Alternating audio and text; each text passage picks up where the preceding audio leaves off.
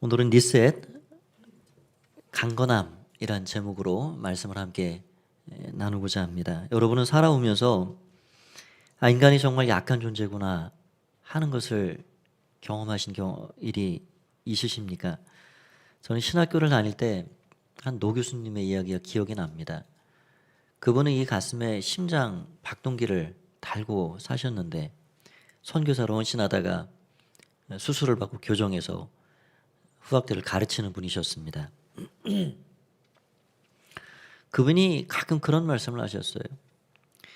저는 언제 죽어도 이상하지 않은 사람입니다. 그래서 지금 이 순간이 마지막이다라는 마음으로 날마다 삽니다. 정말 그 말이 공감이 가더라고요. 인간의 생명이라는 게 참 그렇구나. 시편의 기자는 너희 인생들아, 너희 코의 호흡이 무엇이냐? 그 코의 호흡이 끊어지면 너희의 모든 도모와 계획이 그것이 다 무엇이냐? 라고 우리에게 도전하고 계십니다. 우리 생명은 하나님 붙잡아 주시고 하나님이 이어주셔야 우리가 살아가는 거죠. 우리 생명은 그래서 자랑할 수 없습니다. 내일 일을 알 수 없기 때문에 그렇죠. 생명을 자랑할 수 없다면 그 안에 있는 재물, 성공, 건강, 여타 모든 것들을 우리가 어찌 자랑할 수가 있겠습니까? 우리는 약한 존재입니다. 하나님을 떠난 인간 자체가 약한 존재입니다.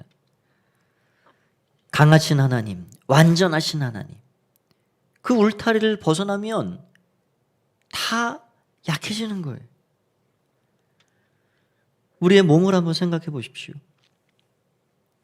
하나님께서는 첫사람에게 너는 그거 따먹으면 정령 죽으리라 말씀하셨습니다. 그러나 불순종했죠. 그래서 결국 우리 몸은 시한부의 존재가 됐습니다. 질병이 찾아옵니다. 노화가 됩니다. 결국 그런 일이 반복되다 보면 죽음이라는 목적지에 이르게 되는 거죠. 강하신 하나님, 완전하신 하나님을 떠난 인생은 정령 죽으리라는 말씀 그대로 되었습니다. 몸만이 아닙니다. 마음도 그렇습니다. 우리 마음은 쉽게 깨지고 상처받습니다. 그래서 아파합니다. 참 유리 그릇 같다 그런 생각이 들어옵니다. 깊은 내재하는 안정됨이 필요한데 우리 인간에는 그런 안정됨이 부족합니다. 그래서 철학자 데카르트는 인간의 본질은 불안이다 라고 말했습니다. 그 불안을 잠재우고자 그 불안을 극복하고자 애를 쓰며 살아가지만 이 땅에 존재하는 온갖 시험과 유혹, 방탕에 처하고 중독에 빠져들어가기 쉬운 것이 우리 인간입니다. 여러분, 더 심각하게 우리가 연약함을 경험하고 무기력함을 깨달을 때는 언제입니까? 삶에서 내가 상대하기 힘든 상황을 맞닥뜨릴 때 그런 것을 경험합니다.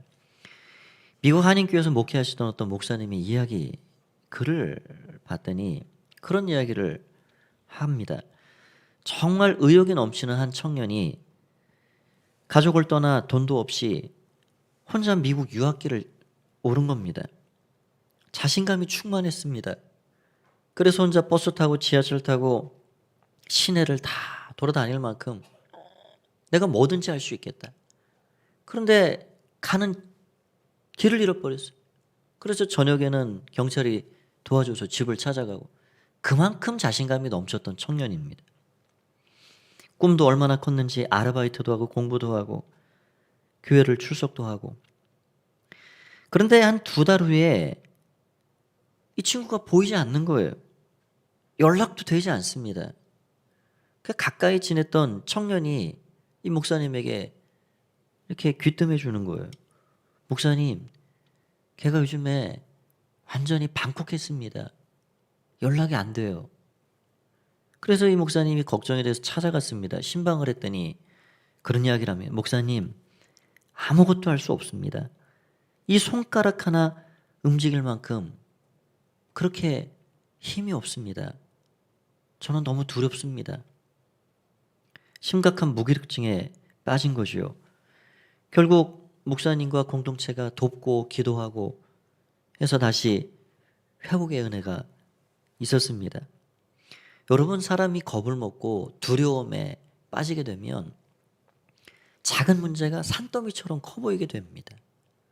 그러니까 문제 자체는 너무 하찮은 것인데 불안이 찾아오고 염려와 두려움이 엄습하면 그게 얼마나 산더미처럼 큰지 털퍼덕 주저앉을 수밖에 없는 거죠. 그럼 오늘날 이 세상을 살아가는 사람들 중에 이러한 두려움과 무기력증에 자신의 삶을 놓아버리고 소망을 놓아버리고 그렇게 살아가는 사람이 얼마나 많은지요. 오늘 조금은 다른 차원이지만 그렇게 자신의 연약함을, 그 무기력함을 깊이 경험한 한 사람의 이야기가 나옵니다. 그는 믿음의 사람 다니엘이었습니다. 오늘 본문의 말씀을 보면 10장 1절에 그때가 언제인지를 우리에게 이야기를 해주고 있는데요. 1절을 보면 바사왕 고레스 제 3년에 다니엘이 기도하는 중에 어떤 환상을 보게 되었습니다. 다니엘이 기도했던 그 시기, 바사왕 고레스 3년, 그때가 언제일까요? 당시는 유대인들이 고레스 칙령에 의해서 바벨론 포로 70년을 마치고 고국 땅을 찾아 돌아간 때였습니다. 그래서 부푼 꿈을 가지고 무너진 성전을 건축하기 시작했습니다. 스룹바벨과 제사장 여호수아와 백성들이 혼신을 다해 그렇게 성전을 짓기 시작할 때 방해꾼들이 너무너무 많이 찾아오게 되었습니다. 성전 공사는 중단이 되어버렸고 그 거친 회방에 더 이상 진전이 이루어지지 않았습니다. 그런 상황에서 다니엘이 기도하기를 결심하고 작정하고 22일 작정 기도를 시작한 것입니다. 금식했습니다. 작정했습니다. 그렇게 기도가 21일간 진행됐고 기도가 마쳐지는 그날 하나님은 어떤 영적인 존재를 보내서 그에게 환상을 보이시고 말씀을 주셨습니다. 12절에서 14절 말씀을 보면 그 영적인 어떤 존재가 다니엘에게 이렇게 이야기를 합니다. 그가 내게 이르되 다니엘아 두려워하지 말라. 내가 깨달으려 하여 내 하나님 앞에 스스로 겸비하게 하기로 결심하던 첫날부터 내 말이 응답받았으므로 내가 내 말로 말미암아 왔느니라. 그런데 바사 왕국의 군주가 21일 동안 나를 막았으므로 내가 거기 바사 왕국의 왕들과 함께 머물러 있더니 가장 높은 군주 중 하나인 미가엘이 와서 나를 도와주므로 이제 내가 마지막 날에 내 백성이 당할 일을 내게 깨닫게 하려 왔노라. 이는 이 환상이 오랜 후에 일임이라 하더라. 어떤 영적인 존재는 와서 다니엘에게 이야기를 해주는 거예요. 내가 기도를 결심하고 시작한 그날 내가 응답을 가지고 너를 만나려 찾아오려 했지만 바사국 군주가 나를 막았느니라. 그렇게 해서 21일이 지체가 되었고 그러나 미가엘의 도움을 받아 오늘 너에게 이렇게 올 수가 있었다라는 것입니다. 이 이야기를 들은 다니엘은 온몸에 힘이 빠졌습니다. 말문이 막혔습니다. 여기서 말하는 바사국 군주가 누구일까요? 작정하고 금식하고 기도를 시작했던 그날 하나님은 다니엘의 그 마음을 이미 받으셨고 응답을 천사의 손에 쥐어 보내셨는데 바사국 군주가 그 응답이 다니엘에게 속히 오지 못하도록 21일간 회방하고 방해하고 길을 막았다는 거예요. 이 바사국 군주는 누구일까요? 페르시아를 통해 바사를 통해 세상을 혼란케 하고 하나님을 대적하는 우리 인간들이 생각하지 못하는 이 눈에 보이는 가시적인 세상 너머에 있는 영적인 존재입니다. 악한 영, 하나님의 사자의 길을 막는 공중 권세를 지금도 붙잡고 사람들을 수없이 약하게 만들어가는 그런 영적인 존재입니다. 다니엘이 그 이야기를 듣고 까무러쳐 버렸습니다. 무엇을 깨달았나요? 아, 이 땅의 싸움이 그냥 눈에 보이는 나라와 나라의 전쟁, 그것만이 아니구나. 지금 고국 땅에서 고레스의 칙령에 의해 5만 명이 넘게 백성들이 고국을 밟고 성전을 짓고자 노력을 했음에도 불구하고 성전 공사가 중지되고 성전이 지어지지 않고 있는 이 일이, 이게 눈에 보이는 어떤 인간들의 다툼과 갈등의 문제만이 아니구나. 여러분, 우리 이 세상에 우리 인간들이 살아가는 삶의 모든 모습 속에 수많은 문제들이 일어나는데 우리는 그 문제 너머의 이면에 있는 영적인 것들을 볼 줄 알아야 됩니다. 사도 바울은 이런 말씀을 우리에게 들려주셨습니다. 우리의 씨름은 혈과 육에 대한 것이 아니요 하늘에 있는 악한 영들과 이 땅의 정사와 권세자들과의 싸움이다. 다니엘이 지금 그 사실에 눈을 뜨고 너무너무 힘이 빠져버린 겁니다. 먼저는 영적인 또 다른 차원에서 영적 전쟁이 일어나고 있다라는 것을 보게 되었습니다. 두 번째는 하나님의 백성들이 상대해야 할 적은 눈에 보이는 것보다 훨씬 강하고 잔인하다 하는 것을 보게 되었습니다. 여러분, 세상에서 교회가 때로는 회방을 받습니다. 이 복음이 얼마나 좋은 복음이에요. 말 그대로 기쁨의 소식이에요. 이 땅이 전부인 줄 알고 살아가는 수많은 인생에게, 죄 하나를 해결하지 못하는 인생에게 그 독생자를 통해서 죄를 사해 주시고 영원한 하나님 나라 소망을 품고 살게 하는 이 은혜, 이 기쁨의 소식, 이 복음이 땅끝까지 증거되어야 되고 모든 세상 사람들이 듣고 이 복음을 누리고 살아야 할 터인데, 그런데 이 복음이 얼마나 회방이 되고 있는지, 이 복음이 수없이 막힙니다. 이 코로나로 인해서 모이기를 힘쓰라라고 우리 주님은 말씀하셨지만 말씀대로 순종하지 못하고 있습니다. 모든 사회에게 손발이 묶인 듯합니다. 여러분 생각해 보십시오. 지난 2년간 교회는 방역에 최선을 다해 지침을 잘 따라갑니다. 그런데 일부 부주의한 지극히 사소한 일들로 인해 너무나도 부정적인 프레임이 교회에 씌워져 있는 거죠. 코로나 초창기에 이 모든 확산에 마치 원흉이 된 듯 그런 회방이, 그런 오해가 쌓여지는 겁니다. 여러분, 우리가 눈으로 보는 게 전부가 아니라 보여지는 것 이면에 있는 어떤 영적인 전쟁이 있고 좋은 소식을 가지고 오는 그런 천사의 발걸음까지 막고 있는 어떤 악한 세력들이 있다는 것을 우리는 기억해야 합니다. 가정에서도 직장에서도 때로는 갈등이 생기고 오해가 생깁니다. 반목과 다툼이 일어납니다.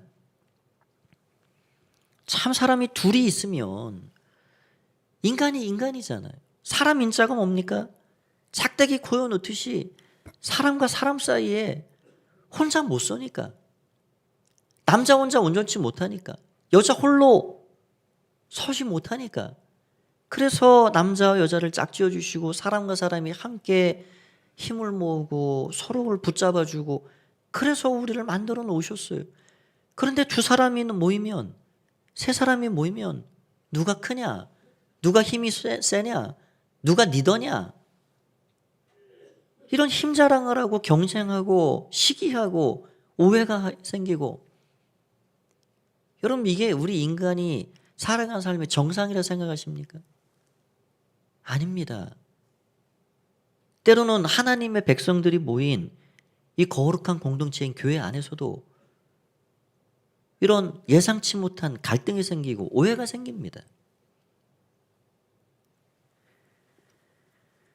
여러분, 우리는 그런 문제 너머에 있는 영적인 회방이 무엇인지, 영적 전쟁이 무엇인지 그런 거에 눈을 열어야 합니다. 영적 현실에 눈을 뜨고 그 현실을 직시해야 하는 거죠. 오늘 다니엘은 지금 바벨론이 70년 만에 멸망하고 페르시아가 우뚝 서서 제국을 이루고 고레스는 마음이 관대해서 포로된 자들을 고국으로 귀환시키고, 그런데 거기 가가지고 성전을 잘 완성해야 되는데 성전 공사는 중지가 돼 있고, 아니 그럼 이러한 일이 도대체 어떻게 이렇게 되어지는 것인지, 이 페르시아는 언제까지 갈 것이며 성전은 언제 완공이 될 것이며, 그러한 마음의 부담을 가지고 작정해서 기도하기 시작했을 때 하나님이 그 실상을 보여주고 있는 거예요. 그때 힘이 쭉 빠지고 털푸덕 주저앉아버린 이 다니엘에게 하나님께서 어떻게 말씀하십니까? 우리 18절 19절을 한번 같이 읽어보겠습니다. 18절입니다. 시작. 또 사람의 모양 같은 것 하나가 나를 만지며 나를 강건하게 하여 이르되 큰 은총을 받은 사람이요 두려워하지 말라, 평안하라, 강건하라, 강건하라. 그가 이같이 내게 말하매 내가 곧 힘이 나서 이르되 내 주께서 나를 강건하게 하셨사오니 말씀하옵소서. 아멘. 우리 주님께서 어루만져 주셨다. 여기 이 만지시는 분이 누구신가? 16절을 보면 먼저 그렇게 나와 있어요. 인자와 같은 이가 있어 내 입술을 만진지라. 너무 못 볼 것을 보고 못 들을 것을 듣게 되니까 입이 막히고 힘이 빠져버린 다니엘에게 입을 열어주는 거예요. 어떤 손이 와서. 그런데 그 모습이 인자와 같다. 인자라는 것은 사람의 아들이죠. 또 우리가 읽은 18절 말씀에 보면 사람의 모양 같은 것 하나가, 그러니까 보통 주석가들은 이분이 누굴까? 바로 이 땅에 육신의 몸을 입고 오시기 이전에 천지를 말씀으로 창조하셨던 것에 함께 참여하셨던 예수 그리스도, 바로 그분이실 것이다 라고 이야기를 합니다. 그 주님께서 오늘 다니엘을 만져주고 계신 거예요. 연약함에 빠져버린 다니엘을 만져주고 계신 겁니다. 여러분, 우리 주님은 연약한 자들을 측은히 여기시고 어루만져 주신 분이십니다. 그래서 우리는 오늘 이 말씀 안에서 첫 번째로 예수님이 어떤 분이신가, 연약한 자들을 측은히 여기시고 어루만져 주는 분이시다라는 걸 생각할 수가 있습니다. 누구든지 그 앞에 오는 자마다 우리 주님은 만져주셨습니다. 그분의 손길은 치유하는 손길이요 기적의 손길이요 능력의 손길이었습니다. 율법을 뛰어넘어서 문둥병에 걸린 이도, 부정한 이도 만져주시는 거예요. 우리 주님 만져주셔서 주님의 손길이 닿기만 하면 그 연약함은 거두어집니다. 물러가 버립니다. 주님이 회복시켜 주십니다. 그러면서 어루만지시는 그분이 뭐라고 말씀합니까? 19절을 보면 그렇게 되어 있어요. 큰 은총을 받은 사람이요. 사랑하는 여러분, 저와 여러분 모두는 이 세상에서 가장 큰 은총을 받은, 은혜 받은 사람들임을 믿습니다. 큰 은총을 받은 자요. 그리스도인이라는 존재가 큰 은총을 이미 입고 사는 사람들입니다. 우리 일생의 가장 큰 은총이죠. 예수 그리스도를 만나 그분으로 인해서 죄사함을 얻고 영원한 생명, 영원한 소망을 받고 살아가는 존재가 되었다는 것 자체가, 이보다 더 큰 은혜가, 은총이 어디 있겠습니까? 오늘 이렇게 76년 만에 예배의 자리에 처음 나오셔서 하나님 앞에 예배하시는 우리 김병현님, 우리 공동체가 두 팔 벌려 환영합니다. 우리가 환영하기 이전에 우리 하나님께서 먼저 찾아가셨고 영혼을 불러주신 거죠. 너는 내 것이라. 큰 은총을 받은 자예요. 큰 은총을 받은 자예요. 여러분, 우리가 이 땅 살아가는 동안 영화를 누린다 한들 영원한 것이 있습니까? 인기를 누려도 영원합니까? 그렇지 않습니다. 지금 대선 레이스가 한참 진행 중인데 권력의 최정점에 자리에 선들 때가 되면 그 자리를 내려놓고 나와야 합니다. 우리가 받을 수 있는 최고의 은총이 무엇일까요? 우리 죄를 사해 주시고 우리에게 영원한 생명과 소망을 주시는 그 예수님 만난다는 거예요. 그 주님이 우리를 자녀 삼아 주시고 천국 백성 삼아 주셔서 그렇게 살게 하시는 것, 그것이 가장 큰 은총임을 우리는 믿습니다. 오늘 그래서 연약한 자들을 측은히 여기시고 어루만져 주시는 큰 은총을 받은 자요 라고 말씀하시는 그 주님의 은혜가 우리 가운데 있는 거죠. 그러면서 계속해서 말씀을 주고 계신데요, 19절 보면 다시 그렇게 되어 있습니다. 두려워하지 말라, 평안하라, 강건하라, 강건하라. 그래서 우리가 두 번째 생각할 거는 예수님은 오늘도 강건하라 말씀해 주신다는 겁니다. 두려워하지 말라. 우리 인간이 얼마나 두려움을 가지고 사는 존재인지 두려워하지 말라. 하나님께서는 성경의 믿음의 사람들에게 계속해서 이 말씀을 주세요. 아브라함에게도, 모세에게도, 여호수아에게도, 사무엘에게도, 다윗에게도, 오늘 다니엘에게까지 두려워하지 말라. 그러니까 우리 인생이 얼마나 두려움을 갖고 사는지를 하나님이 너무 잘 아시니까 두려워하지 말라 이야기하고 계신 거예요. 평안하라. 아까 데카르트는 인간의 본질은 불안이다 라고 말했다고 하지만 우리 주님은 우리의 불안을 다 가져가시고 우리에게 평안을 주시는 분이십니다. 죽음을 깨뜨리시고 부활하신 주님, 제자들의 그 불안한 심령 그들에게 찾아가셔서 나의 평안을 너희에게 주노라 라고 말씀해 주셨습니다. 우리 주님이 함께 하시면 모든 불안은 떠나가는 거죠. 그런 다음에 뭐라고 말씀하십니까? 강건하라, 강건하라. 연약한 자들에게 찾아오셔서 오늘도 우리 주님은 이 말씀을 들려주시는 거예요. 강건하라, 강건하라. 오늘 여러분이 이 네 단어를, 이 말씀을 마음에 잘 새겨가셨으면 좋겠습니다. 저를 한번 따라서 해보실까요? 두려워하지 말라, 평안하라, 강건하라, 강건하라. 지금 우리의 인생에 찾아오셔서 두려워하지 말라, 평안하라, 강건하라. 오늘도 우리를 향하여서 속삭이시고 선언하십니다. 여러분, 세상은 때로 기독교를 오해합니다. 약한 종교라는 거죠. 그래서 인본주의 철학자들은 기독교를 아주 폄훼했습니다. 그 중에 대표적으로 니체라는 사람은 기독교는 약자의 철학이다.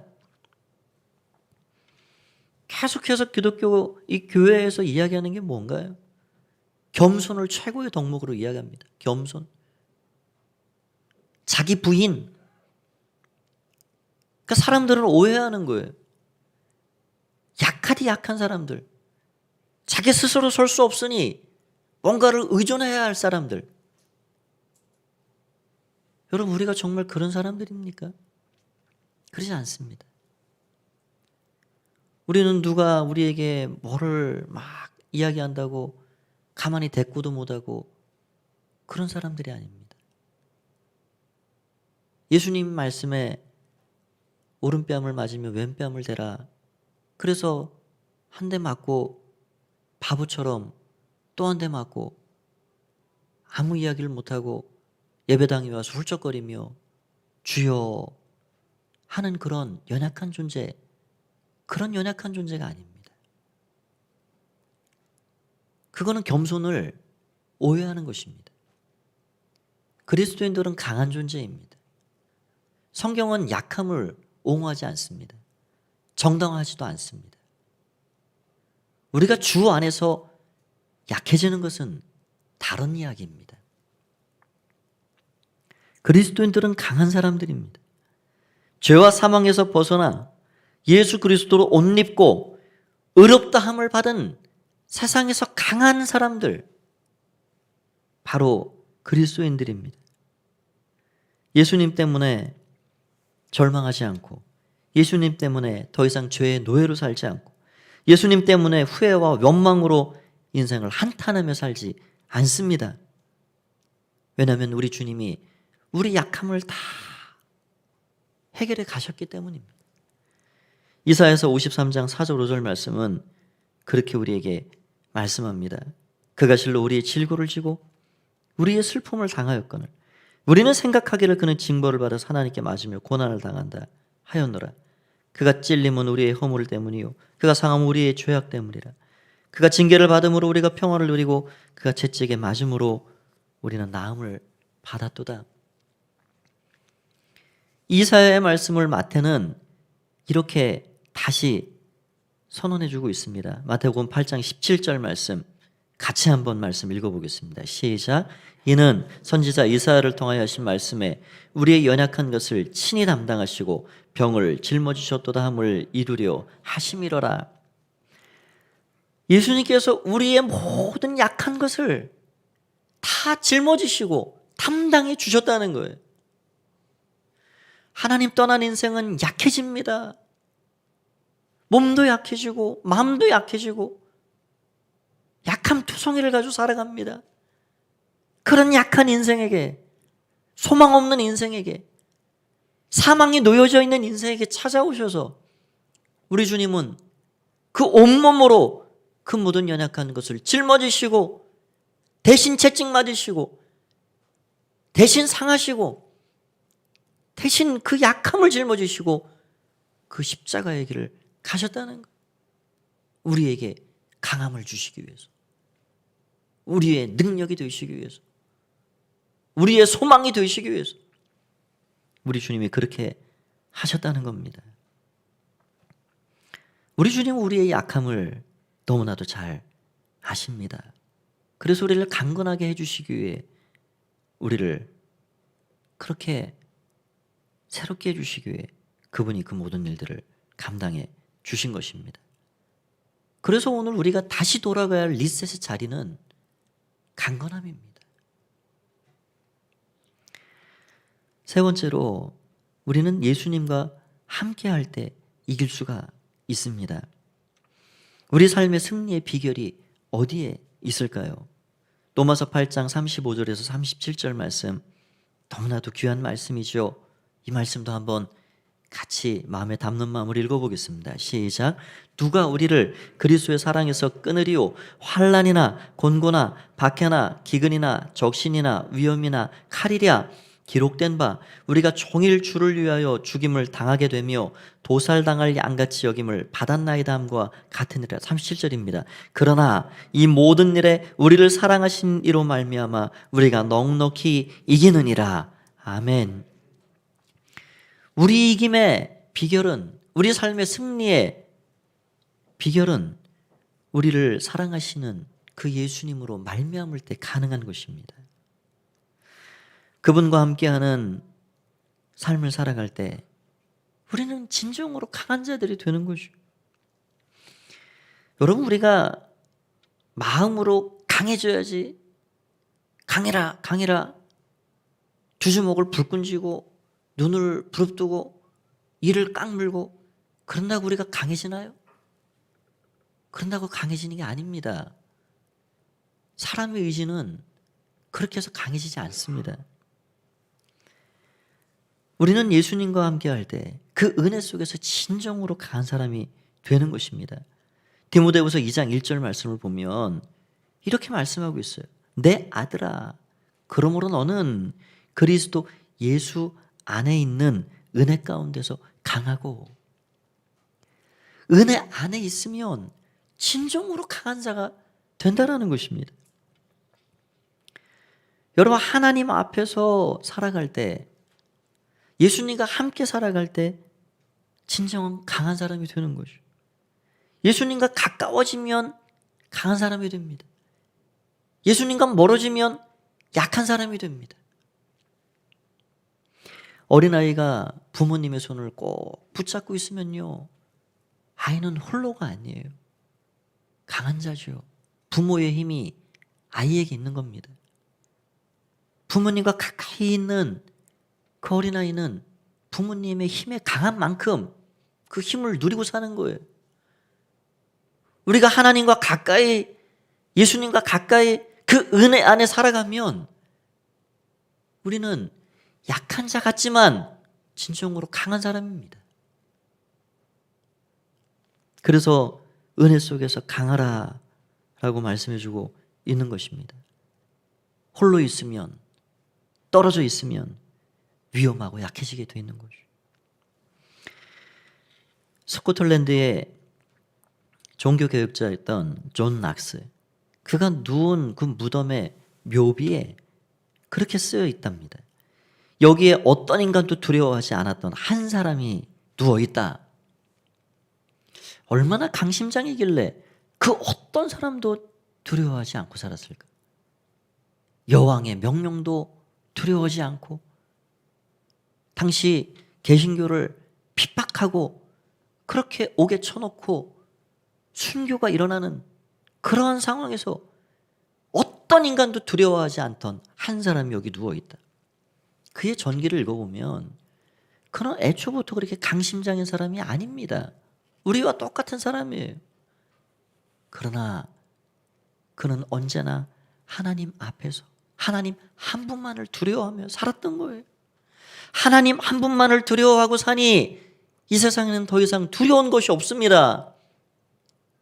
하나님을 두려워하지 않고 사니 이 세상에는 두려운 것이 많습니다.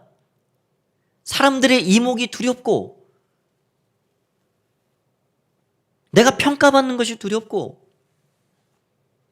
내가 사람들의 기대에 부응하지 못하는 것이 두렵고, 그러나 하나님 앞에서 하나님 바라보고 하나님 두려움을 가지고 코람대우로 살아가다 보니 너무너무 자유한 거예요. 누가 뭐라고 해도 거기에 치우치지 않습니다. 여러분, 강함은 주님과의 친밀함에서 그래서 시작이 되는 것입니다.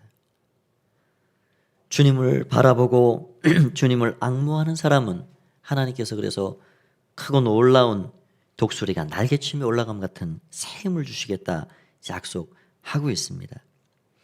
이사야서 40장 28절에서 31절 말씀을 같이 한번 읽어보겠습니다. 하나님께서 오늘 우리의 귓전에 우리의 삶에 주시는 말씀이라 생각합니다. 함께 읽습니다. 시작. 너는 알지 못하느냐, 듣지 못하였느냐?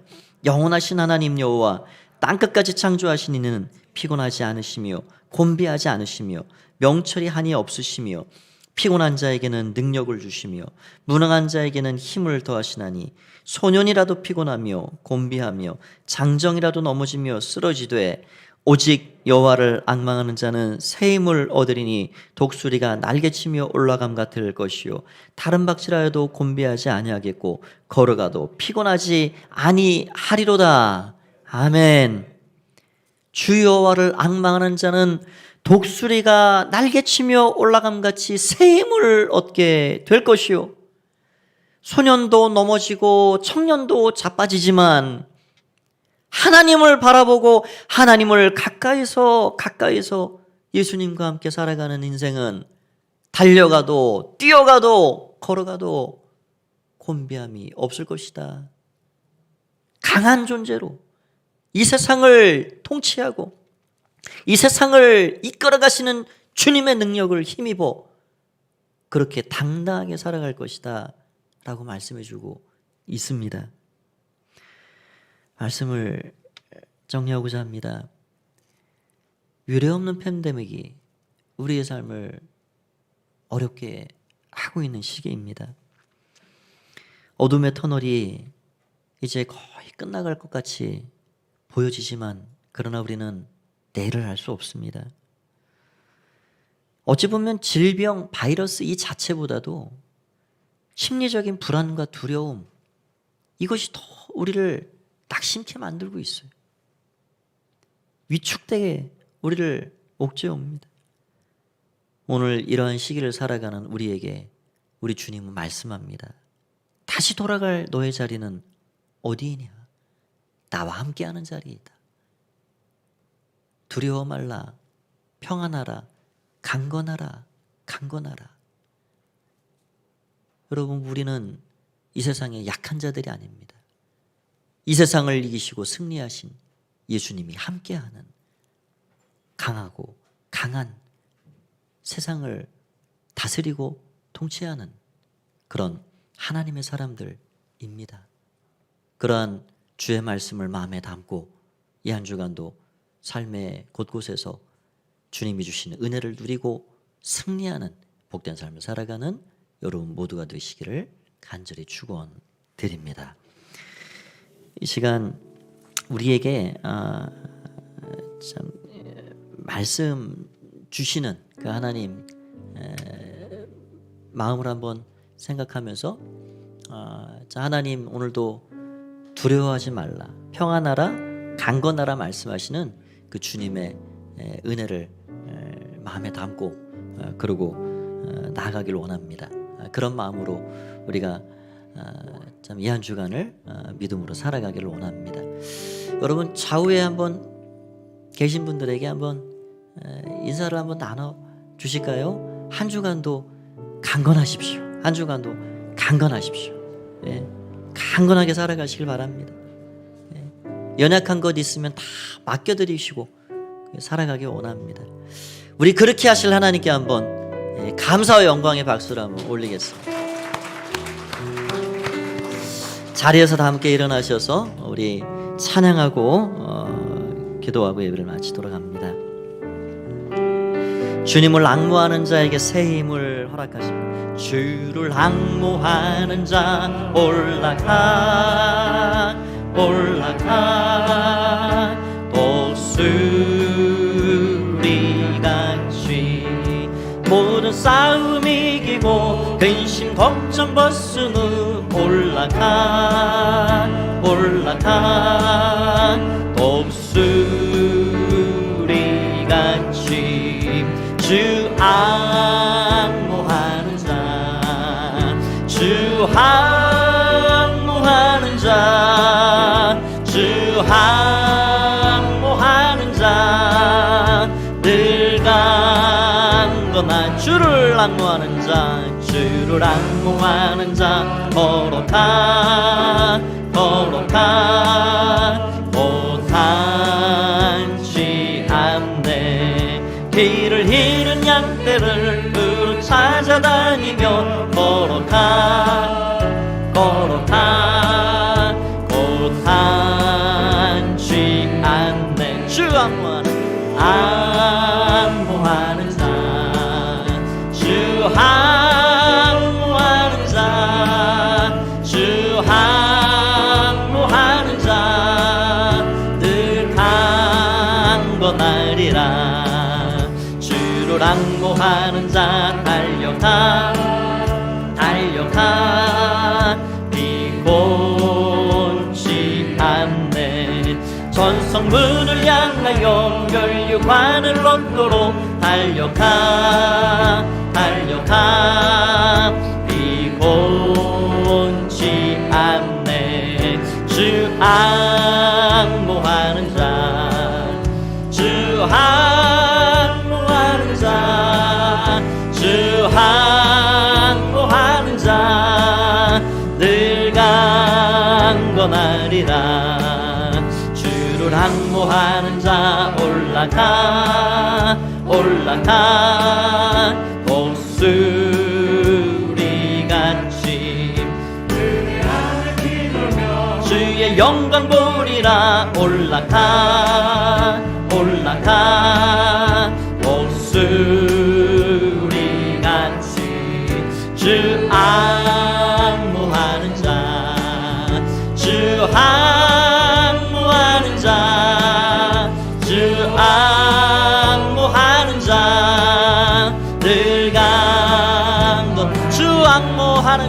주 앙모하는 자, 주 앙모하는 자, 주 앙모하는 자 늘 강건하리라. 이 시간 함께 기도하겠습니다. 여러분, 우리는 주님과 함께 가는 것입니다. 주님은 우리와 함께 하신다 약속하셨고, 주님의 약속은 변함없고 신실합니다. 오늘 여러분의 삶의 자리로 다시 돌아갈 때 우리를 약하게 만드는 것은 수없이 널려 있습니다. 여러분, 혼자 강해질 수 없고 이 세상을 다 헤쳐갈 수가 없습니다. 주님과 가까우면 강해집니다. 주님과 함께하면 강해집니다. 예수님, 오늘 나의 강함이 되셔서 감사하고, 나를 만져주시고 측은히 여기시고 우리의 연약함을 친히 담당하시고 짊어주셔서 우리를 강건케 하신 그 주님 감사합니다. 두려워 말라, 평안하라, 강건하라, 강건하라 말씀하시는 그 음성을 이 한 주간도 믿음으로 마음에 담고 승리하는 삶 살게 하여 주옵소서. 우리 그러한 마음을 가지고 주님의 이름 한번 부르고 통성으로 합심해서 기도하겠습니다. 주여, 살아계신 아버지 하나님, 은혜를 감사합니다. 은혜를 감사합니다. 주님을 찬양합니다. 예수님의 이름으로 오늘 주 앞에 나아갑니다. 우리의 연약함을 돌보시고 우리의 모든 약함을 강건케 하여 주시는 아버지 하나님, 예수님께서 우리의 모든 약함을 짊어지신 주님 감사합니다. 아버지, 우리 위에 채찍 맞으시고 우리 위에 고쳐당하시고 우리의 모든 질병까지도 다 짊어지시고 담당하신 예수님, 주님으로 인하여서 강건하게 살아가는 주의 백성들이 되게 하여 주시옵소서. 아버지, 붙잡아 주시옵. 주님을 찬양합니다. 오늘도 우리의 힘이 되신 주님을 찬양합니다. 오늘도 우리의 능력이 되신 주님을 찬양합니다. 수많은 영적 전쟁 가운데 나 홀로의 힘으로 싸울 수 없음을 고백하오니 세상을 이기신 예수님, 아버지 하나님, 담대하라 말씀하시는 주님을 온전히 힘입어 살아가는 주의 백성들이 되게 하여 주시옵소서. 너희가 세상에서 환난을 당하나 담대하라, 내가 세상을 이기었노라 말씀하시는 주님 감사합니다. 날마다 주의 은혜를 힘입어 살아가는 승리자들이라 되게 하여 주시옵소서.